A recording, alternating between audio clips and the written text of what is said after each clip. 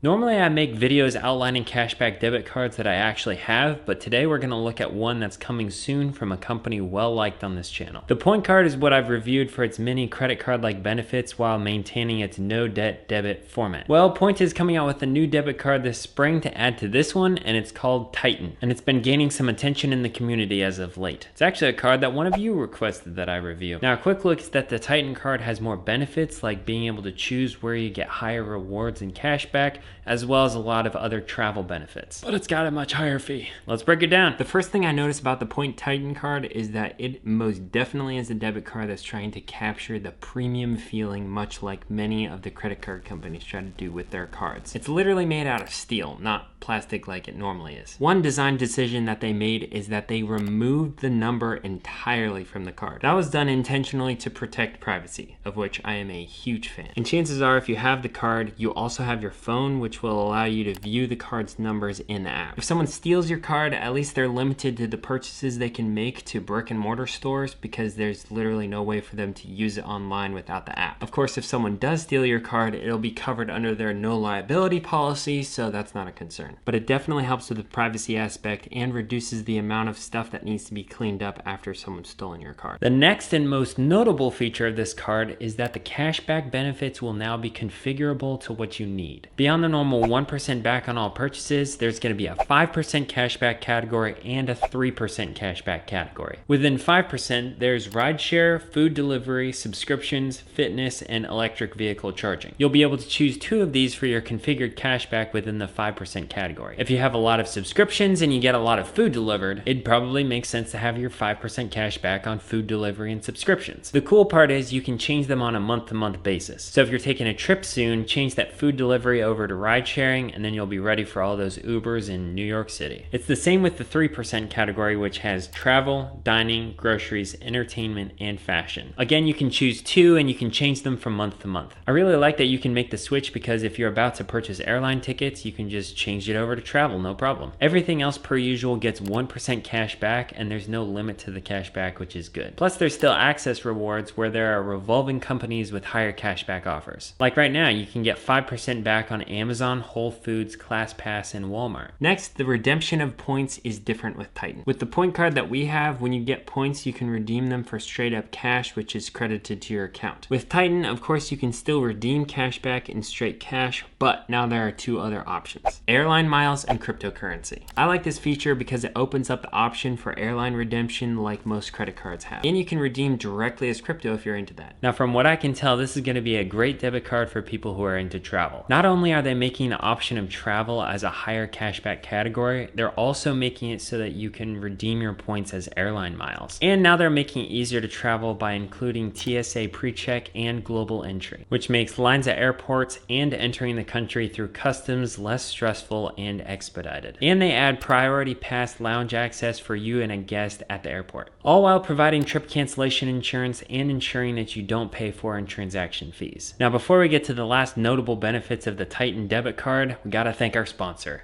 baseball caps. I've got a lot of baseball caps, but the 2 that I have lying out right now are both John Deere. So you know where my allegiance lies. One of the new privacy features Point is adding to the Titan card is unlimited virtual cards. I've mentioned this in my reviews before, that Point has a different number for their virtual card than their physical card, which is nice because if one is stolen, you can still use the other card while you wait for Point to replace the stolen one. With Titan, you can make unlimited virtual cards for specific purchases, even one-time uses. Say you're making a purchase and you want to ensure that this company doesn't turn around and sell your card number to the highest bidder. Just make a virtual card, load the exact amount of money that you need on it, and then use it for that exact purchase. It's a great feature that'll help protect you from thieves and making purchases through non-reputable companies like PayPal. And they add the ability to split purchases and points with friends, plus you'll get 24/7 priority customer service. Now, if you're finding this video helpful, I'm going to ask you to hit the like button, and you can subscribe if you want to keep up to date on cashback debit cards. The interesting thing is Point will actually have a qualification for this card of at least $100,000 in income or $10,000 in liquid assets. Honestly, I'm not really sure what the point of this is aside from exclusivity and being different. Debatably the same thing. But maybe there's something about the reason for the requirements that I'm not aware of. Unfortunately, we gotta get to the major question. What's the fee? Well, there's only one fee, and it's $399 a year, which is a ton of cash for the ability to use a debit card. That's $33 per month compared to the $10 per month the normal point card costs in fees. And because of that, we're not likely to get one because it just doesn't make sense with our current spending habits. But the person I think it would make sense for is the traveler. If you take a lot of trips, pay for a lot of airline tickets, pay for ride sharing and travel in general, then I think this debit card's made for you. And it helps you keep out of the debt game because you'll never pay interest with this. For everyone else, it's gonna depend on what you pay for. And how I would figure it out if I were you is by adding up all that you think you would spend in specific categories per year and figure out how much you'd save by using the Titan card for it. What do you think? Is this card worth getting? Let me know in the comments down below. And if you found value in this, I would greatly appreciate you hitting the like button and subscribing. If you're a more normal person that doesn't travel a lot, then check out Point's more normal person card that has a lot of the same benefits with a much lower fee. And if you're interested in my full-blown review of 8 different cashback debit cards, including the Point card, then you can check out this video right here.